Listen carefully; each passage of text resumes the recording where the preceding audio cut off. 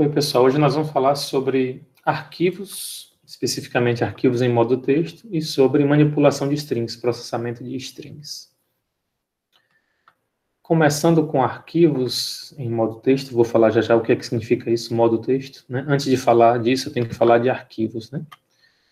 E explicar que o arquivo é uma estrutura de dados, assim como vocês aprenderam, né? A estrutura de dados lista, a estrutura de dados dicionário, né? Que são estruturas que a gente guarda na memória principal do computador, na memória RAM. Os arquivos também são estrutura de dados, só que a gente costuma guardá-los numa memória secundária. Essa memória secundária pode ser uma memória só de leitura, como é o caso, às vezes, de alguns CDs ou DVDs, como pode ser uma memória de escrita, como são o CD-RW, DVD-RW, os nossos discos rígidos, os HDs, né? Os pendrives, né, suas memórias flash que vocês utilizam, né, tanto para guardar a informação como ler a informação, vocês podem alterá-la. Enfim, as memórias secundárias são memórias mais lentas do que a memória RAM, mas elas são muito maiores, então elas permitem a gente guardar uma quantidade muito maior de informação, e a gente guarda essas informações em arquivos.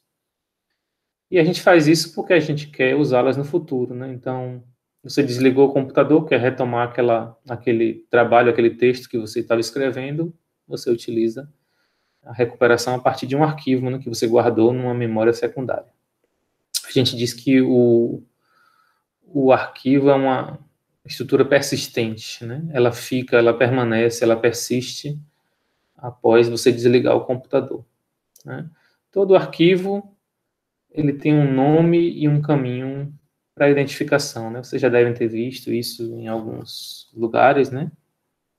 Por exemplo, quando vocês abrem o Windows Explorer, né?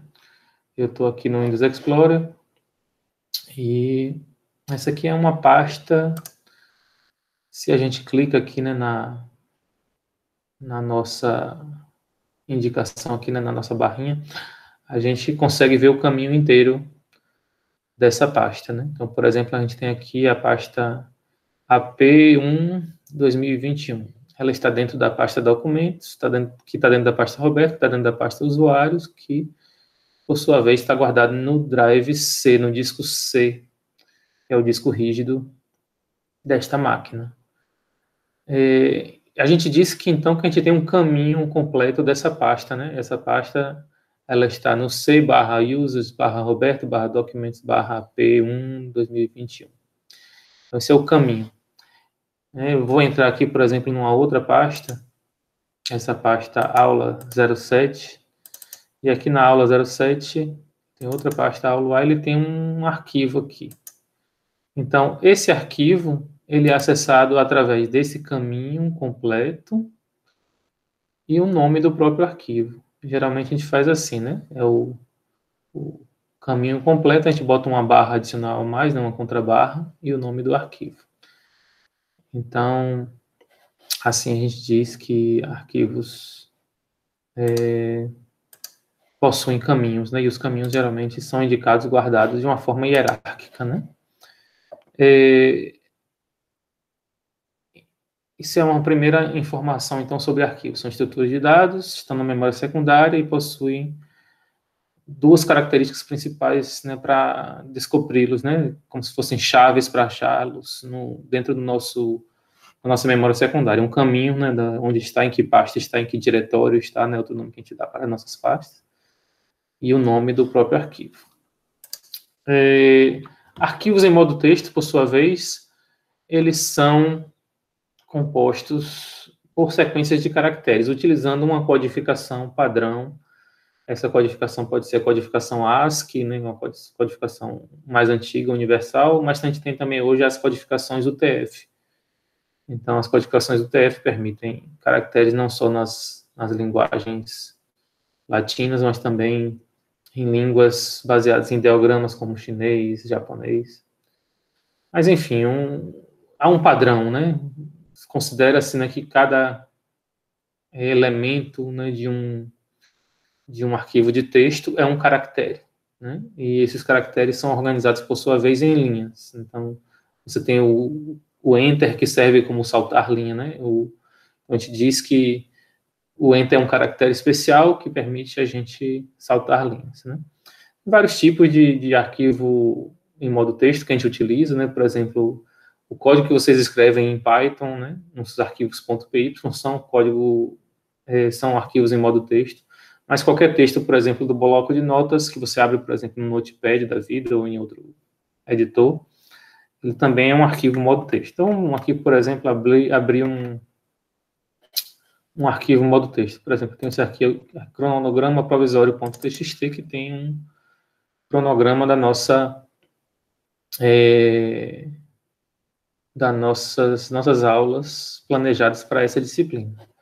Então, observem aqui, né, que você tem os caracteres, né, cada letra aqui é um caractere, inclusive os espaços, os pontos, e a gente tem um caractere especial aqui que fica invisível, mas que vocês já estão acostumados, que é o caractere que corresponde ao Enter, que permite saltar uma linha. Então, aqui, esse arquivo está organizado em linhas, essa aqui é a primeira linha, essa aqui é uma segunda linha, na verdade, que está ocupando, né, no seu editor, porque o seu editor foi planejado para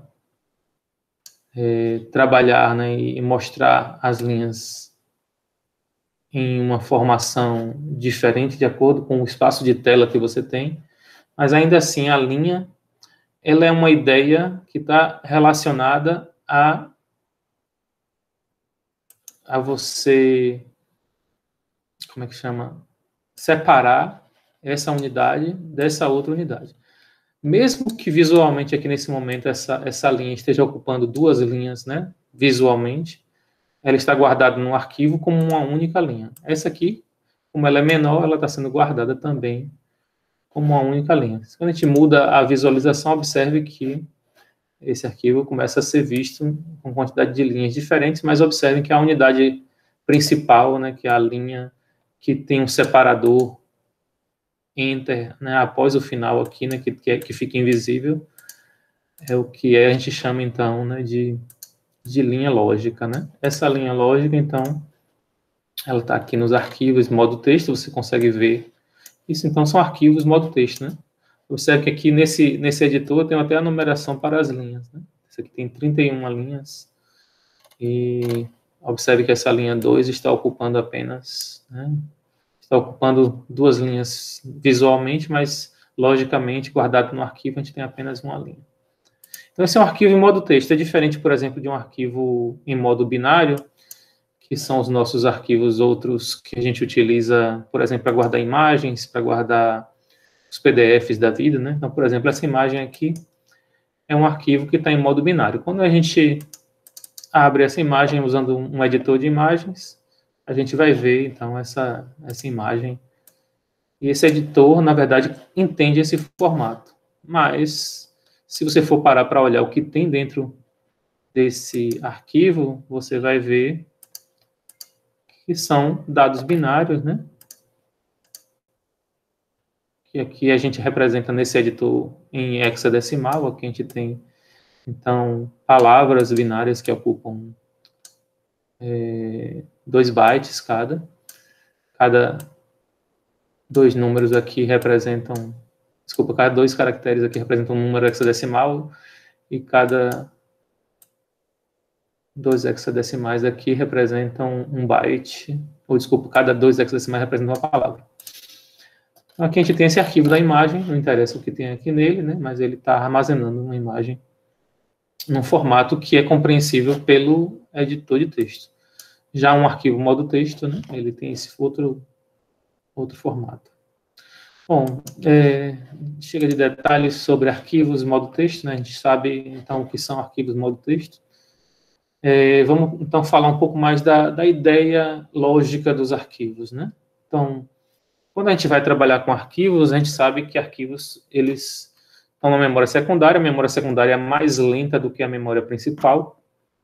Então, a gente tem uma estrutura planejada para mandar a informação da memória principal para a memória secundária. A gente usa uma outra área de memória temporária, que a gente chama de buffer, ou também chamado de stream, mas a gente costuma chamar mais de buffer. E essa área, na verdade, é uma área na memória principal que temporariamente está guardando seus dados enquanto você está escrevendo eles e que jogará esses dados no arquivo físico, no seu disco rígido ou no seu pendrive, à medida que essa área de memória, esse buffer, encher. Então, a gente, com isso, evita, na verdade, ficar jogando toda a informação de uma vez no disco rígido, que é mais lento do que essa memória principal. Então, quando você vai gravar no arquivo, né, o seu conjunto de caracteres, esse conjunto de caracteres vai sendo jogado, né, da sua memória principal no buffer, até o buffer encher. Quando o buffer enche, ele pega aquele bloco de caracteres e joga dentro do seu disco, certo? Isso também vale na volta, né? Quando você quer pegar os dados de um arquivo, né? Você pega os dados do arquivo e joga no buffer, e daí do buffer sua memória principal pode ler esses elementos. Então, fica essa comunicação meio intermediária. Isso é menos importante, né? É mais uma ideia de como essas coisas são organizadas, mas no fundo, o que você precisa entender em relação ao arquivo de maneira lógica é: você pode pegar seus dados que estão na memória, né, guardados em variáveis na memória, sejam variáveis primitivas simples, como strings ou números, e você pode jogar esses dados, né, dessas suas variáveis dentro de arquivos, que vão, por exemplo, para o disco rígido. Mas antes de irem para o disco rígido, eles passam por essa área de memória chamada buffer, e aí, num dado momento, essa área ela é preenchida, e aí, então, o sistema operacional se encarrega de pegar esse buffer preenchido e jogar no disco rígido. Então, a gente não se preocupa com isso, né? O sistema operacional faz isso para a gente. Bom, então, como eu disse, né, quando o buffer estiver cheio, o seu conteúdo é escrito no disco todo de uma vez, e isso faz com que o processo seja tudo muito mais eficaz, tanto na escrita de arquivos, como na leitura, né, de arquivos. E isso é muito útil, né? E essas coisas, né? Por que a gente está falando disso, né? Já que o sistema operacional se encarrega disso e a gente não tem que se preocupar quando está programando. É porque quando a gente vai programar, né, em Python ou em outra linguagem, né, trabalhar com arquivo, a gente usa essas ideias, né, do stream ou do buffer, né? A gente, na verdade, trabalha com eles e não com o arquivo propriamente dito. Quem trabalha com o arquivo propriamente dito é o sistema operacional. Então, quando a gente vai trabalhar com arquivos em Python, a gente vai trabalhar com o buffer. Então, a gente precisa aprender a manipular buffers de arquivos, ou streams de arquivos, né? Mas, para entender, então, como é que funciona essa história, né, a gente vai fazer uma outra analogia, que é a analogia de um programa como um processador de informação, né? Até agora, a gente trabalhou com entrada de dados pelo teclado, e esses dados entrados pelo teclado são geralmente guardados na memória, né, em variáveis, seu programa se encarrega de fazer isso. E quando você quer mostrar o valor de uma variável, né, que está na memória, você pega esse valor, né, o programa pega esse valor e joga na tela do monitor. Então, a gente diz que a nossa entrada padrão no computador é o teclado e a nossa saída padrão é o monitor. A gente tem outras entradas, como o mouse, a gente tem outras saídas, como impressora, né? Mas, por padrão, a gente costuma trabalhar com isso. Então, quando a gente usa um input em Python, a gente está lendo da entrada padrão. E quando a gente usa um print em Python, a gente está mostrando algo na saída padrão, que no caso é a tela do monitor. Quando a gente for trabalhar com arquivos, a gente vai pensar também em entradas e saídas, só que de maneira um pouco diferente. Quando você estiver lendo dados de um arquivo, você vai estar pegando essa informação do arquivo e jogando no programa. Então, isso é uma entrada para o programa. Então, em vez de usar a sua entrada padrão, você vai usar uma entrada como um arquivo texto, né? Para isso, a gente vai utilizar, então, um buffer de entrada, né? A gente vai criar uma variável especial, né, no nosso programa, e a gente vai dar um nome para ela, por exemplo, arquivo, e aí a gente vai usar essa variável especial, então, para receber os dados que vêm do arquivo, para que o programa possa processar. Esses dados, então, que vêm do arquivo, a gente pode guardá-los em variáveis, do mesmo jeito que a gente guardava em variáveis os que vieram do teclado, né? A gente digitou alguma coisa no teclado, deu Enter, e isso é jogado para o programa, para o input, ele guarda numa variável. A gente vai fazer coisas similares, a gente vai fazer trabalhar com um arquivo de texto, a gente vai trabalhar com um stream de arquivo, um buffer de um arquivo, e a gente vai pedir para esse stream ler os dados dele. Então, a gente vai ter um input, algo similar a um input que a gente tem na entrada padrão. Só que aqui a gente vai chamar esse input de um outro comando, a gente vai chamar ele de read ou de readline. E para a saída, né, por exemplo, eu posso querer gravar os dados em um outro arquivo, pode até ser o mesmo arquivo, mas vamos separar conceitualmente, né? Nossa saída, se a gente quiser que vá para um arquivo de texto, em lugar de ir para a saída padrão, que é o monitor, né? Então, quando a gente fizer esse print especial para o arquivo, né? A gente não vai chamar ele de print, né? A gente vai usar um outro comando chamado write, que é simplesmente para escrever o dado, né, que está na nossa memória, na nossa variável, para dentro da saída arquivo texto. Já não é mais uma saída padrão monitor, né? Vai sair para um arquivo. Então, a gente então tem essa analogia, né, que a gente faz, né? Um programa é um processador de informação que recebe dados da entrada e mostra dados na saída. Os dados da entrada podem ser do teclado, como podem ser de um arquivo, e os dados da saída podem ser do monitor, como pode ser de um outro arquivo. Ok? Então, isso é o que eu queria falar sobre arquivos, noções básicas. Deixa então eu deixar outras coisas para um outro momento. Então, voltamos já com mais dados, com exemplos.